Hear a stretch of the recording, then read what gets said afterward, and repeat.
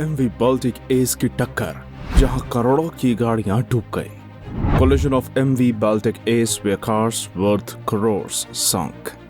नमस्कार दोस्तों, अनसुनी कहानियां की एक और रोचक और आश्चर्यों से पूर्ण वीडियो में आपका स्वागत है।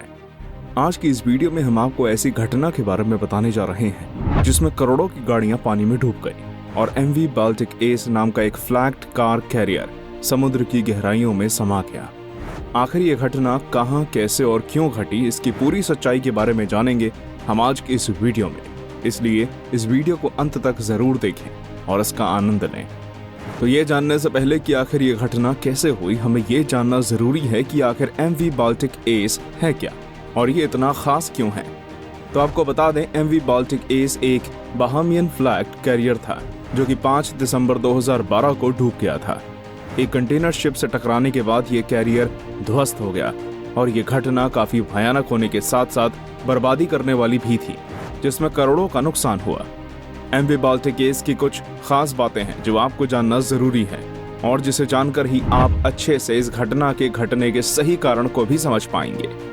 बाल्टिक एस एक ऐसा कैरियर था जिसे गाड़ियों को एक गैराज रूपी स्ट्रक्चर में रखकर ट्रांसपोर्ट किया जाता है। इसमें 8 डेक्स और 2 मीटर की खाली जगह मौजूद है। कार्गो को लोड और अनलोड करने के लिए एक स्टर्न रैंप मौजूद है। साथ ही यहाँ जगह को बढ़ाने के लिए 2 डेक्स को होइस्ट भी किया जा सकता है। इसकी कार कैपेसिटी 2132 थी। MV Baltic Ace car carrier 148 metre लंबा था और इसकी 25 मीटर ऊंची बीम भी मौजूद थी। इसकी डेड वेट टनेज 7778 टन है।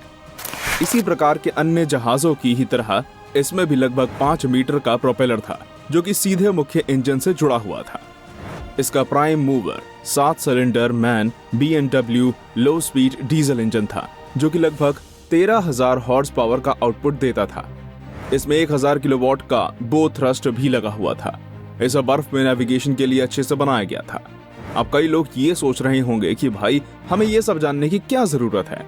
तो आपको बता दें, हमारे चैनल का लक्ष्य सिर्फ कहानियां सुनाना नहीं बल्कि आपको पूरी जानकारी देना और सच्चाई से रूबरू कराना है। बाल्टिक एस को बनाने का कॉन्ट्रैक्ट 23 दिसंबर 2005 को साइन हुआ था और जुलाई 2007 को ये मालिक को डिलीवर कर दिया गया। अब इन तथ्यों के बाद हम समझते हैं कि इस पूरी घटना को और जानने की कोशिश करते हैं कि आखिर इसके घटने का कारण क्या था। बात है 5 दिसंबर 2012 की। बाल्टिक एस कैरियर किसी अज्ञात कारण के चलते सिप्रस रजिस्टर्ड कंटेनर शिप कॉर्व्स के साथ नॉर्थ से जा टकराया जब वो बेल्जियम के ज़ीब्रूक से फिनलैंड के कोटा की ओर जा रहा था। ये टक्कर काफी भयानक थी जिसमें बाल्टिक एस को भारी नुकसान पहुंचा। उस समय बाल्टिक एस पर लगभग 1400 मित्सुबिशी गाड़ियां मौजूद थी जो कि उसकी क्षमता से बेहद कम थी और उन्हें कैरी करना इस शिप के लिए काफी आसान था। एमवी बाल्टिक एस नाम के इस कार कैरियर को इन गाड़ियों को रूसी बाजारों तक पहुंचाना था। जब बाल्टिक एस रॉटरडैम के डच कोस्ट साउथ से सिर्फ 40 से 50 किलोमीटर दूर थी, तभी ना जाने कैसे अपना नियंत्रण खोते हुए वो कॉर्व्स नाम के कंटेनर शिप से जा टकराई।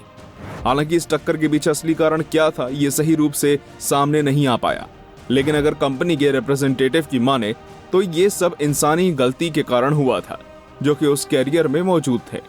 अब इसके पीछे कई बातें और कल्पनाएं भी आई और कईयों ने तो सीधे हमले से भी जोड़ा, लेकिन ऐसी किसी भी बात पर विश्वास करना बेवकूफ़ी ही होगी क्योंकि हमारे पास भी इसकी सटीक जानकारी नहीं है।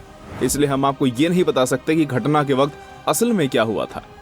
लेकिन जो आपके जानने लायक है वो इस टक्कर के बाद की घटना है जिसके बारे में हम आपको बताने जा रहे हैं। इस टक्कर के बाद बाल्टिक एस पानी पर अपना नियंत्रण खो बैठा और जल्द ही और 15 मिनट के अंदर ही वो समुद्र की गहराइयों में समा गया। जहाज के मैनेजर की बताई गई बात से हम इसके घटनाक्रम को कुछ हद तक समझ सकते हैं।